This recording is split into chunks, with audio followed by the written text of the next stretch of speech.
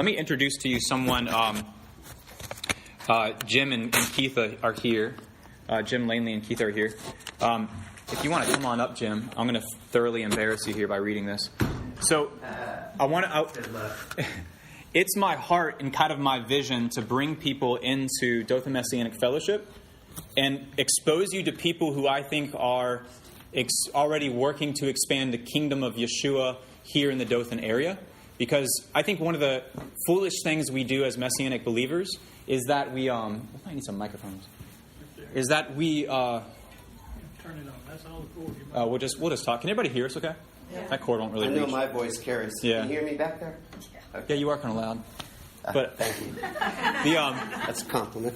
One of the things we do is we isolate ourselves on this little island, and then we handicap ourselves in terms of expanding God's kingdom here in the area.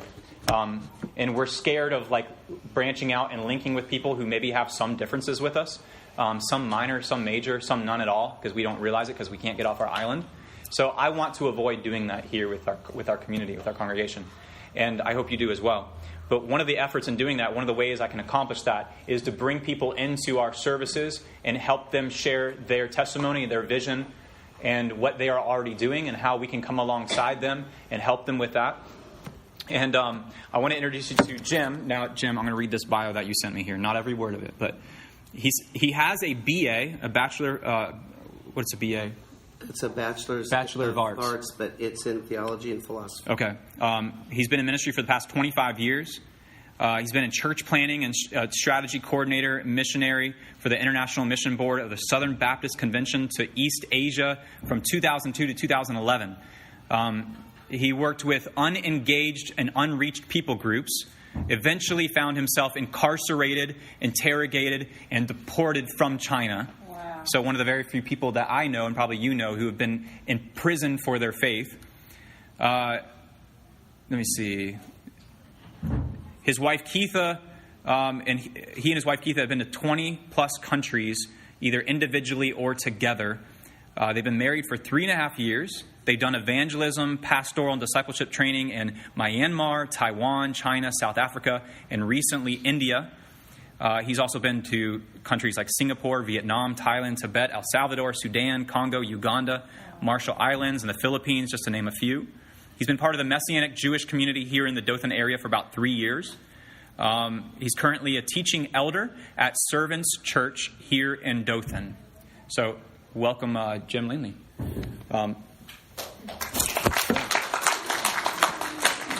The first thing I wanted to do, Jim, was to get your testimony. How did you come to faith in Messiah? And what did that look like?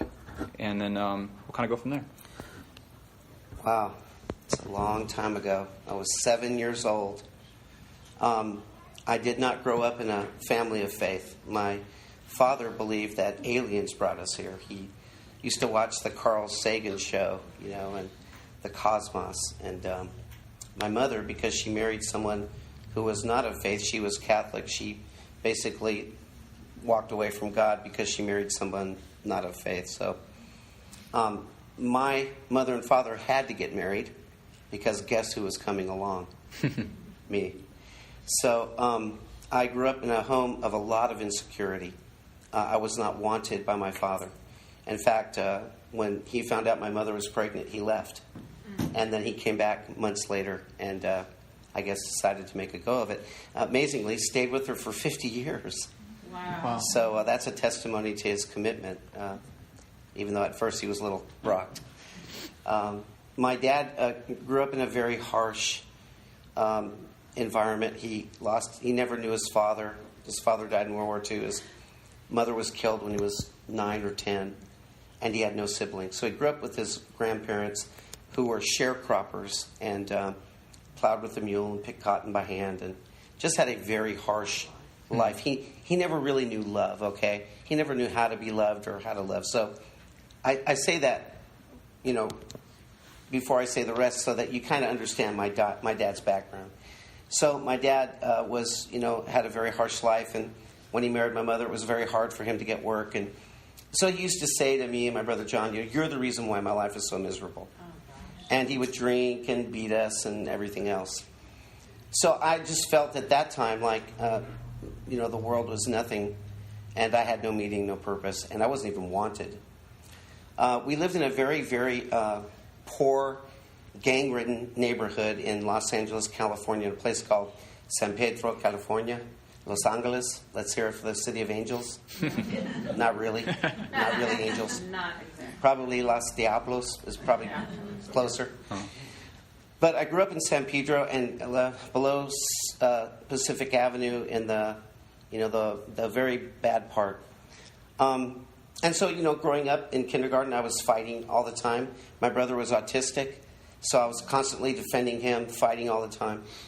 And for some strange reason, I think you'll know what that reason is, a little church decided to send a bus into our neighborhood to pick up the kids. And they called it Vacation Bible School back then. So this bus shows up, my mom sees it, sees the word church on it, and says, my boys have got to get on that bus and find out something about God. Of course, big argument between my mom and dad. Finally, I'm on the bus, go to this church. It was in July of 1970. And I'm in the basement of the church, and Mrs. Bell is there. Sweet old lady, probably in her 50s. Gray hair and a little bun and the full, denim smock dress.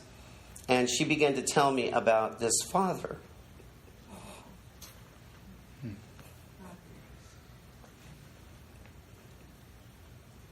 He's so good. He's so good.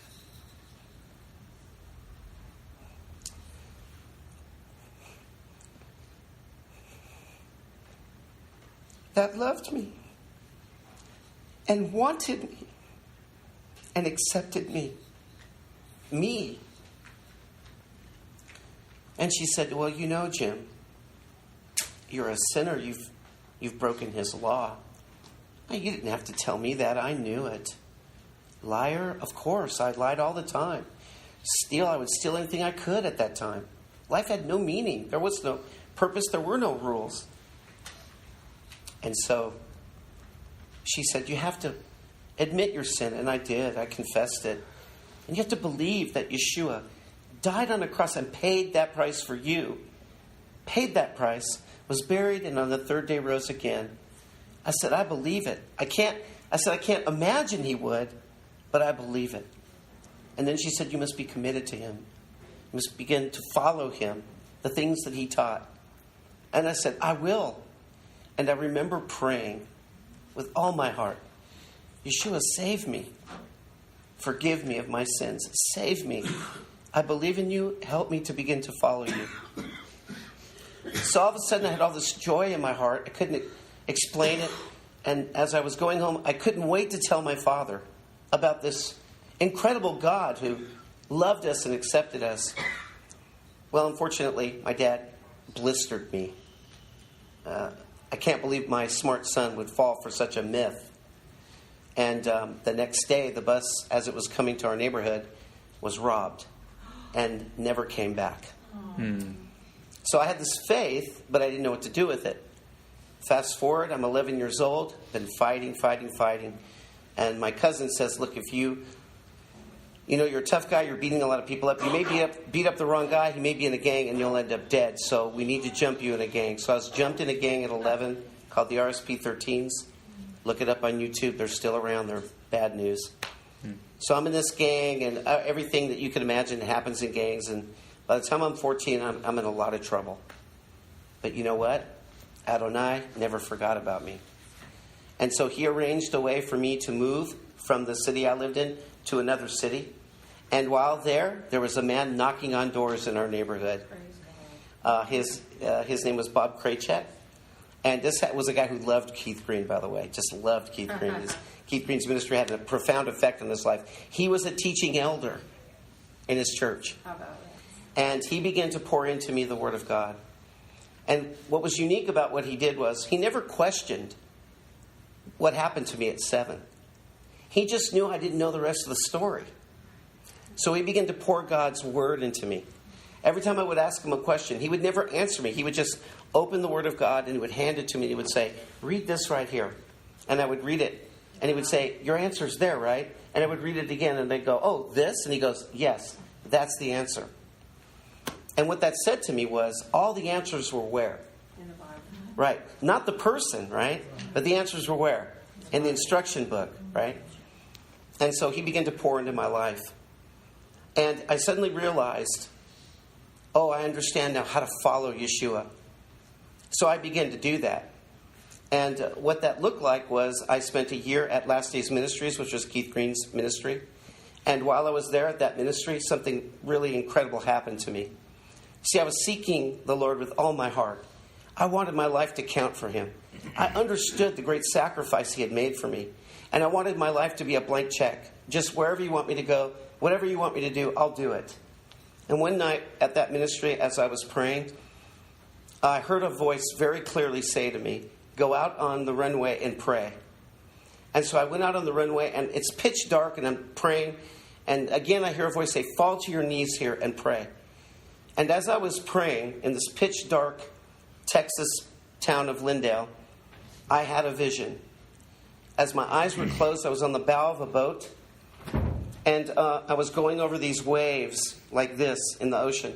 And every time the wave would come up in the reflection of the water, I would see a little Chinese face, a little Hispanic face, a little black face, a little white face. And I heard a voice that said, I'm sending you to them. I said, no, Lord, not me. That's for the perfect people. That's for the righteous. That's for those who grow up in good homes and know you and known you all your life and walked with you. That can't be for me. And he said, I'm sending you to them. And so I remembered at that time that verse, for Adonai so loved the world, right? He so loved the world, he gave Yeshua, right? That all that would believe in him would not perish but have what? Everlasting life. You see, I knew he loved me, but I didn't know he loved the world. And he was about to show me how much he loved the world. For I got my calling to ministry and to missions at that time.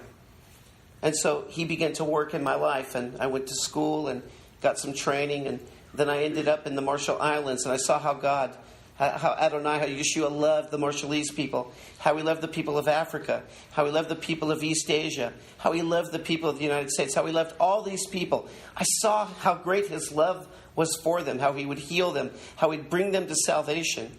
And the most startling and amazing thing was he used me to show them his love. His love. And so the verse that really is the key to all I believe God wants to do in and through me is Romans 15:20. And I just want to read that to you. It was Paul's heart. It says this, thus I make it my ambition to proclaim the good news not where Christ has already been named, so that I do not build on someone else's foundation. But as it is written, those who have never been told of him shall see, and those who have never heard of him shall understand. And so that's the cry of my heart, to go where they've never heard. And by Yeshua's grace and mercy, I've been able to do that in East Asia and a few other places. So that's the testimony of how great Adonai is, how incredible Yeshua is, how he can take any life, no matter its beginnings, and he can do amazing, incredible things through it. Yeah. It's interesting. I think God redeems some of the most unexpected people for himself, right? Amen. He takes some of the most, what the world would say is the most laughable person, the most despicable, the most untrained, unqualified individual, and uses him or her to greatly expand his kingdom. And we see that with Yeshua's 12 disciples. I mean, these are dudes that were just out fishing, tax collectors, a zealot, basically an assassin or an insurrectionist. He chooses them. And can you just imagine sitting around a fire with some of these dudes? One's a tax collector. Another one is someone who would have assassinated the tax collector. Right. And here they are, and a bunch of fishermen. And it's just amazing. So don't underestimate if there's someone in your family who is lost or wandering or searching. God has a way of reaching down and bringing them up from that and using them to do amazing things for his name's sake. Yeah, I always tell people, you're only limited by what you believe God can do in and through you. You're only limited by what you believe God can do in and through you. And so I just happen to be, I guess, in some people's eyes, crazy. Because I'm not afraid to go anywhere. You know, how can I? The living God lives within me. How can I be afraid to go anywhere and share his truth? So I hope some of you will be inspired by the Lord himself to be used like that. Yeah, I like that analogy of a blank check. I do too. That's a scary prayer to pray. Just, I'm a blank check. So you're in Dothan. You and Keith are in Dothan. And you guys are in leadership at Servants Church here in Dothan. Yeah. Now, at Dothan Messianic Fellowship, we have 4 priorities. And if you don't know them, if you're not, what are you talking about, 4 priorities? Go to our website and go to the About tab on our website and click on that. And it'll list 4 priorities, and then it'll have like our statement of faith as well, that you can read the whole thing, which I encourage you to do. But at least memorize the 4 priorities. And here's what they are. I don't have them memorized. I had to write them down. But bring individuals, priority number 1 is to bring individuals to a saving knowledge and relationship with Yeshua, our Messiah. That's our number 1 priority here at Dothan Messianic Fellowship. Number 2 is to strengthen and support marriages and families in their relationship with the Messiah. Number 3, to serve as a window into the Messianic kingdom here in the Dothan area. What will it be like when Yeshua is ruling and reigning on earth? Because people should see that when they come in our door. What will it be like? They should see peace. They should see praise. They should see love for one another, right? Number 4, this is our last priority, is to stand with and support the people of Israel as God's chosen people and chosen nation.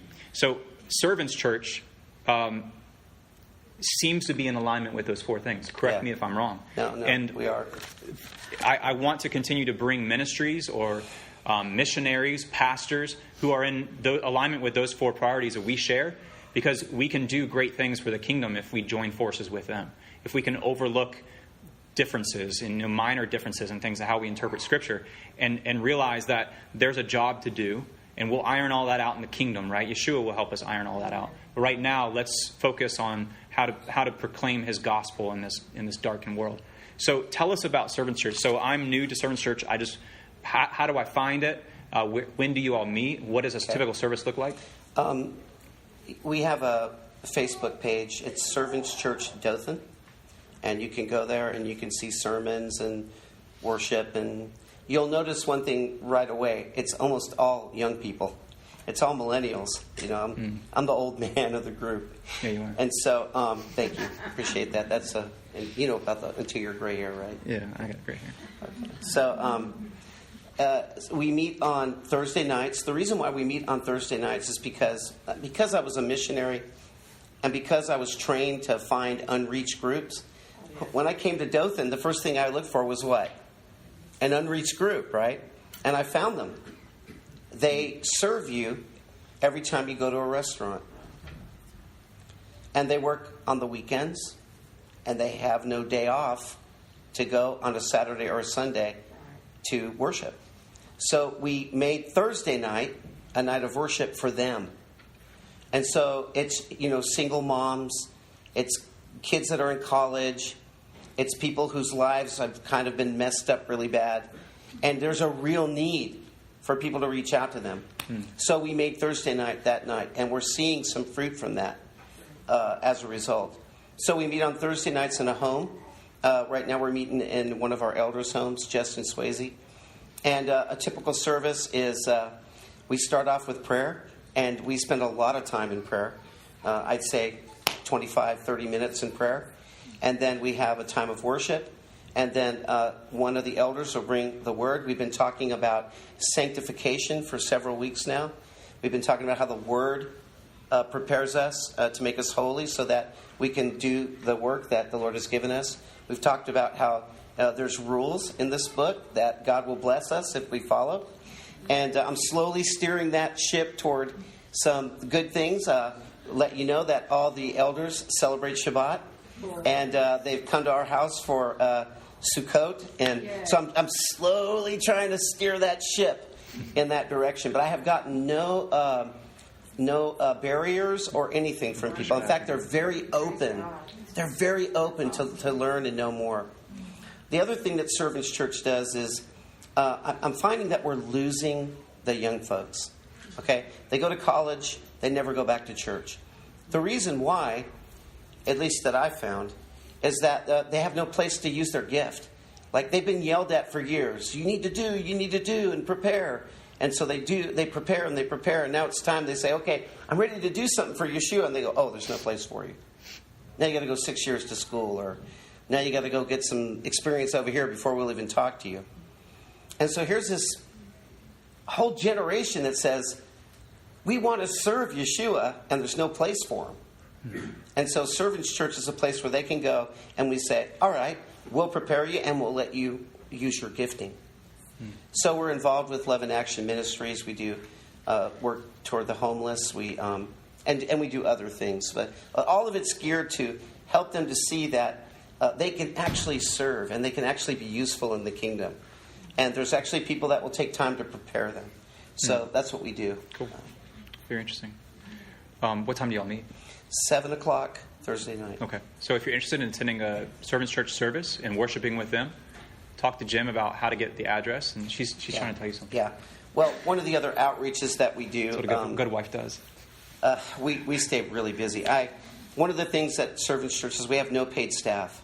Yeah. Okay, we all work a job, and the other thing is every Monday night we go out into the city and we share about Yeshua's love and the gospel. So every Monday night a group of us go out and we go all different places. We go to coffee shops. We go to laundromats. Laundromats are great because it's hot, and we go and we pay for laundry, drying, and give them water. And then they're like, "Why are you paying for my laundry?" And it's easy because you go, well, clean clothes are important, aren't they? Yeah. Washed and dried clothes. Yeah, they are. Well, what about a clean and washed soul? Is that important? And so we have ways to share that way. Coffee shops, and man, we have. It's amazing what we see. We run into people in Dothan, in this city, that have never heard the gospel. Can you believe it? Here in Dothan, never heard it. I run into Wiccans. I run into New Age people all the time. There's unreached folk right here. Right here. And we just want to share the love of Yeshua with them. So. And that's one of the things I think we lose our desire. Like, I think we become as we step into the Messianic faith, we become very heady, kind of pinheaded, kind of prideful, and not across the board, I shouldn't say that, at least not 100%. But sometimes we lose focus that Yeshua did send us out, said, go and make disciples. And I like when we had lunch the other day. You said, the Great Commission was to go and make disciples, not to make converts. That's right. Discipleship looks a lot different than just convertship. Like we're commanded to make lifelong disciples and students of the Master, and that's a lot different than a fan. A fan goes to a football game, and then they go home and they take the jersey off and they put something else on. But a disciple keeps that jersey on, and sometimes they might find themselves putting a cross on their back because someone wants to nail them to that cross. But they hold firm to the testimony of their teacher. That's the difference between a fan and a disciple. And we're called to make disciples. And that is a very tough job, and it's a lifelong job. And Yeshua, here is the Son of God, the Messiah of Israel, has 3 years, and he makes 12 disciples. And in that 12, he really only has 3 that are the closest to him. But you would think that he would have more numbers than that, And he does eventually, indirectly, exponentially has more. I mean, we're here today because of that. But his methodology and his paradigm of discipleship is what we kind of need to get back to, that numbers does not mean success. No. Discipleship, you might end your life having really invested and discipled 2 or 3 people, one person. Well, guess what? He's going to look at you and say, well done, good and faithful servant, because you made a disciple. You fulfilled the commandment. And I think modern American consumerism tells you that if you don't fill a building with a bunch of warm bodies, you're doing something wrong. And I think that's very erroneous. There's a huge gathering that used to meet in Chicago. I call it a gathering because all those who have faith in Yeshua are the church. Okay? The building is not the church. Okay? So I'm just going to call it a gathering if you'll let me do that. A huge gathering in Chicago. 6,000-7,000 people. About 4 or 5 years ago, they woke up and realized something. They had a building full of people who didn't even know the word. But they were so slick at how they promoted and marketed, they filled the place up. And this guy went on national TV and repented. Wow. And said, I was wrong. I bought into a lie. And now their numbers, guess what? Down to 1,000. But they're getting poured into. Yeah. I just want to add one other thing to what you said about making disciples. I want to take it one more step. Jesus didn't just say, make a disciple. He said, make a disciple maker. Yeah. We need to make replicating disciples. Yeah. Replicating. And I learned that overseas. And I can tell you, some of the guys that I trained, that they trained, even though I'm not there are still literally thousands and thousands of disciples being made in Asia because of the training they received on how to be a disciple and how to replicate disciples. So even though I'm not there, it doesn't matter. They're doing it. And we're seeing mass replication of disciples in the church there in Asia and in other places. So we're trying to do the same thing here. Yeah. Teach them how to make disciples who make disciples. Yeah, that's good. And that's why we're here. Today. Exactly. Yeah. It's because Yeshua made disciples who, Right. And remember you said the numbers aren't very big, but remember Yeshua said you'll do greater things than even I. That's true. That's why. That's true. Because he sent his Ruach, right? Yep. So his Ruach can work through us in great ways, right? Yeah. I wanted to kind of break something down with you. Now, in the corporate world, they use this acronym called SWOT. It's SWOT. Anybody heard of that before? It stands for strengths, weaknesses, opportunities, and threats. Now, if you're taking notes or you have a piece of paper or anything like that, I encourage you to write this down. And I want you to take some practical tools away with you today and what we talk about. The first one's strength, and I want to pick Jim's brain here. Some people are getting paper out, so I'll give you a second. I want to talk about strengths. Bye, y'all. Have a good day. I want to talk about the body of Messiah in the Dothan area, the redeemed community in the Dothan area. What are our strengths? What are our weaknesses? What are our opportunities? And what are our threats? And I wanted to pick Jim's brain today. Within the body of Messiah in the Dothan area, Jim, what would you say is our biggest strength? I would say loving people. Yes. I think that is definitely really stands out. And serving people, I think, really stands out. Those are the two things that I see the most. A real love for people and a real desire to serve people, especially those who are in need. You know, to me, in the little time that I've been here, that's what I see the most. Yeah. And a lot in this community, by the way. You know. Oh, thank you. You've all loved us very, very well and really been very kind to us, so I really appreciate that. Absolutely. Weaknesses for the body of Messiah in the Dothan area? Well, evangelism is weak, and I say this in all the love I have, but we're not teaching the book. I ran into somebody Monday night when we were out. I've been in church all my life, and I've never heard that verse before. And I'm like, what? How can you be in church all your life? And so, I mean, just basic things. People will say to me, I'm saved, I'm a Christian. Well, tell me what that means. Well, I went to church. Is that what it means to follow Yeshua? To go to a building? And that's what I hear. So they're not hearing the truth. And they're not being held to the standard of the truth. They're just going through the motions. And I see that as a huge weakness. So I'm trying to address that with this generation, to really pour the word into them and really help them realize it's more than just showing up at some place and sitting in a chair. Yeah. That's good. Opportunities. Oh, man. They abound.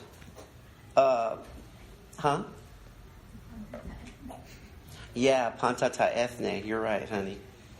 There are several ethnic groups in Dothan, some of which we've already identified. There's a Muslim community here. There's a huge Chinese community here, which we're trying to break into that community and maybe share Yeshua's love and maybe see a gathering of those folks together for His glory. There's a huge Hispanic community here. There's an African community here, I think from, it's not Swaziland, but somewhere in that vicinity. So there's lots of folks to reach out to that aren't being reached, all right? They're not being reached out to with love. Of course, the homeless community, even though Love in Action's doing something, they're huge. There's a lot of homeless folks that we can reach out to. I'll tell you another community that there's opportunity is folks that are in convalescent homes. Yes. Okay, I mean, the biggest thing I learned in China about caring for family was, in China there is no Social Security, right? There are no convalescent homes. So your kids have to take care of you. And you know what? They do, and they consider it an honor. Let me tell you just this one quick story. My Chinese partner, the first one that I had, that the Lord used us to plant, thousands upon thousands of little gatherings all around China, Sichuan province and other areas. He called me when I got thrown out of China about a few months later, and he said, I want to tell you some good news. He said, I'm getting married, and I have saved up enough money to buy an apartment with 3 rooms. I said, oh, that's great. I said, so you start a family and your parents will come stay with you? That's awesome. He goes, no, my family's wealthy. They have plenty of places and people to take care of them. He goes, I bought the extra room for you because you're my father in the faith. Can you imagine that happening here? That we consider those who spent their lives well as being honored enough to keep them and care for them. And yet a lot of times we don't see that. And so there's a huge need to take his love and his word to those communities. I don't know about you, but I'm getting old. And I'm, when somebody reaches out and does something kind to me, it means a lot. Can you imagine how much more it means to them? Yeah. So I think those are plenty of opportunities. Yeah. We could go on and on and on about that. I would say, to add to opportunities here in the Dothan area, we have a lot of people who have a genuine love for the Lord. Yes. But don't know exactly what it looks like.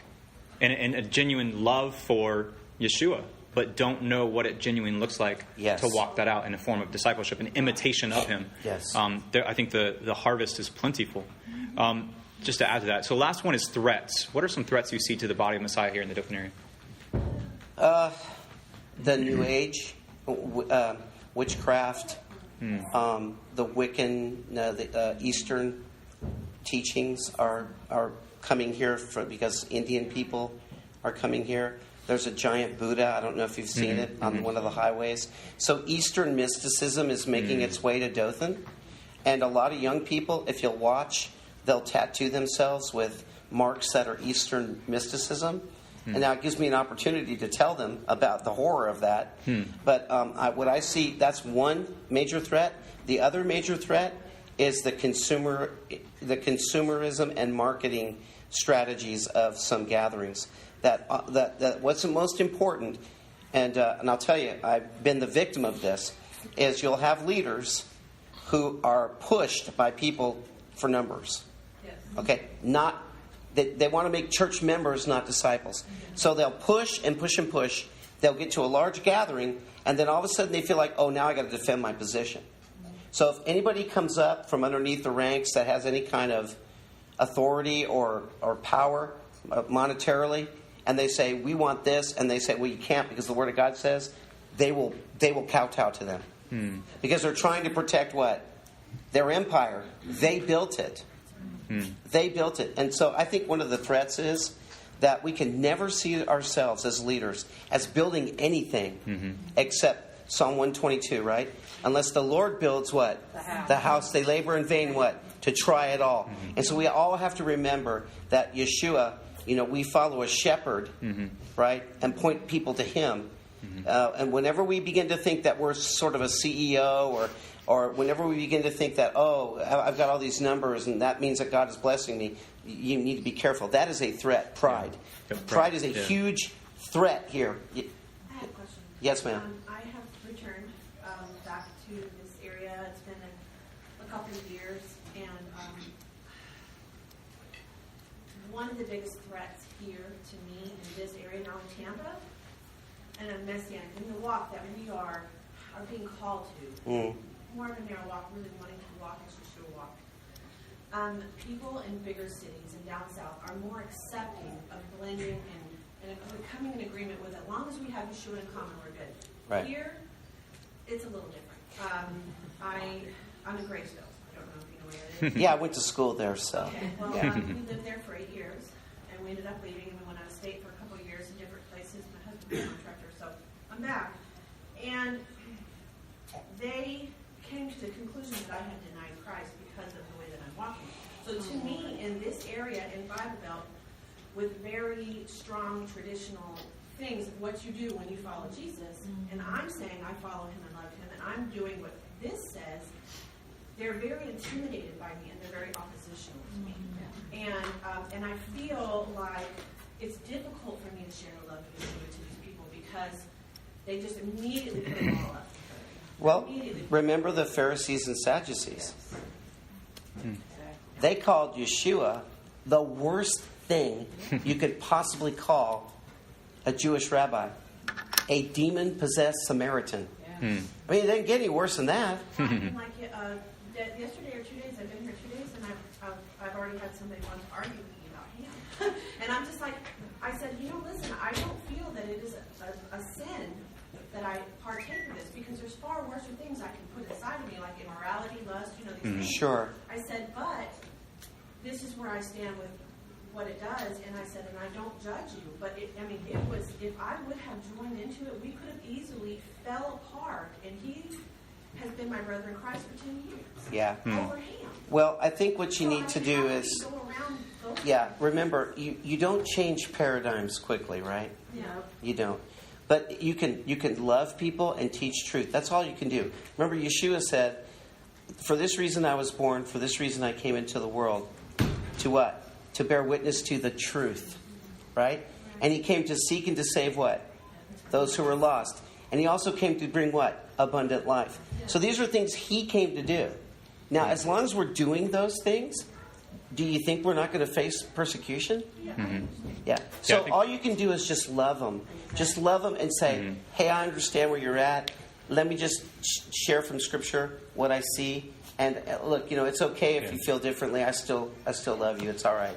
And I think it's important to remember that Yeshua says, "My sheep know my voice," and they follow me. It's not your job necessarily for them to know his voice. It's his job and his Ruach's job. Yes. For them to know his voice. In Matthew chapter 5, he says, "How blessed are you when people persecute you and insult you and tell all kinds of vicious lies about you because you follow me." And he says, "Rejoice, be glad, because your reward in heaven is great." He says, they persecuted the prophets like Elijah, Isaiah, Ezekiel, in the same way before you.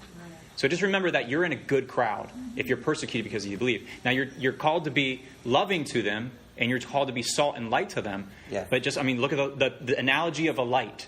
You turn your front porch light on before you leave the house because you know you're going to come home after dark, because you want to be able to see what key you got to put in the doorknob, right? What do you notice flying all around you, right? It's like that light provides goodness. It provides vision for you.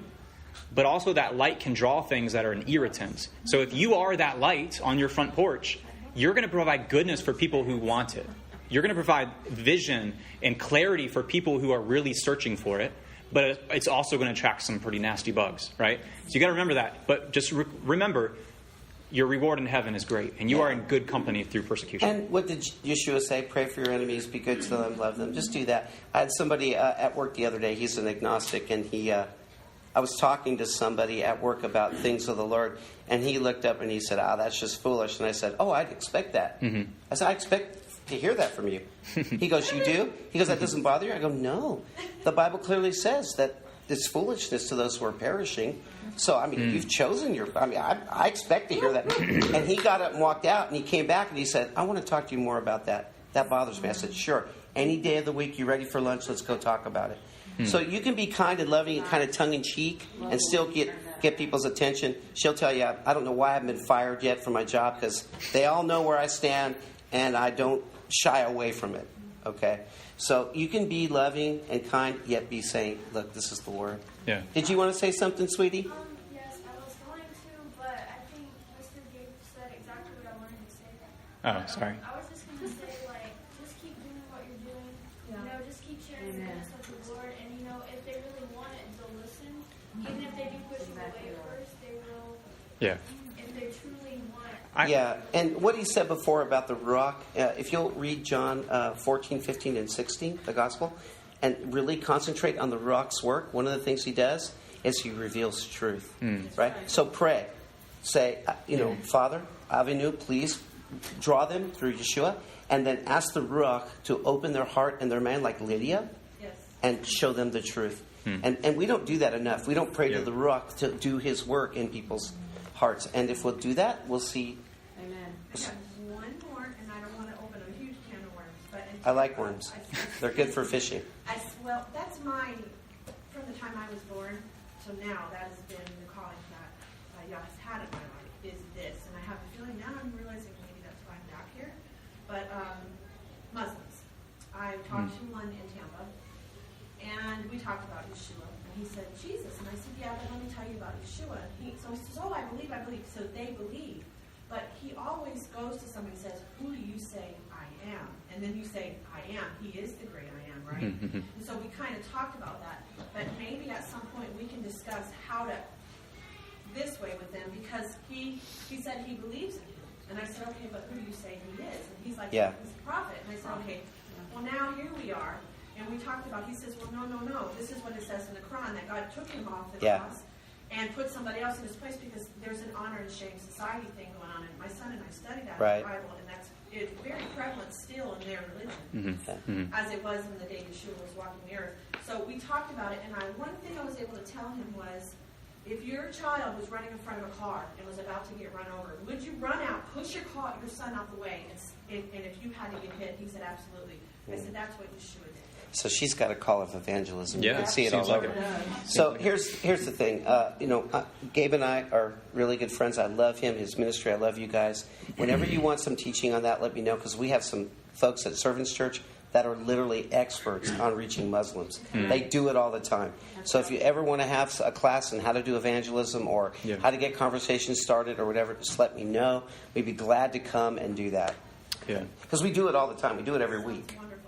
Yeah, I think that would be something that worth looking into. Definitely is having some practical tools. Yeah. I think that's one of the reasons why I brought Jim in, because his heart is evangelism, his heart is outreach. And that's one of the areas that we really fall short in the Messianic movement is outreach and evangelism. And it's something that is really uncomfortable for me because I'm an introvert. I don't like talking to strangers per se and getting around groups of people. So it's hard. It stretches me to go out and share my faith with somebody that I just see on the street. So I like being friends with people who challenge me in that area. And I want Jim to come back next time, bring some very practical tools that he can equip us with which he can equip us to share our faith with strangers. All right. So today was just an introductory, kind of like a meet Jim. Hi, Jim. This is Jim. And get his vision, get his heart. So any other questions for Jim before we transition? I want him to share a story about the Bible and about a man he was looking for a lost people group in China, and I want him to share that story. But any other questions before we go there? And I'm not afraid to, whatever questions you have for my life or ministry, it doesn't matter. Or what you think I may or may not believe about this book or Yeshua or Hebrew roots or any of that. Most of you people, how many know me in the room? Yeah, most of you all know me. So.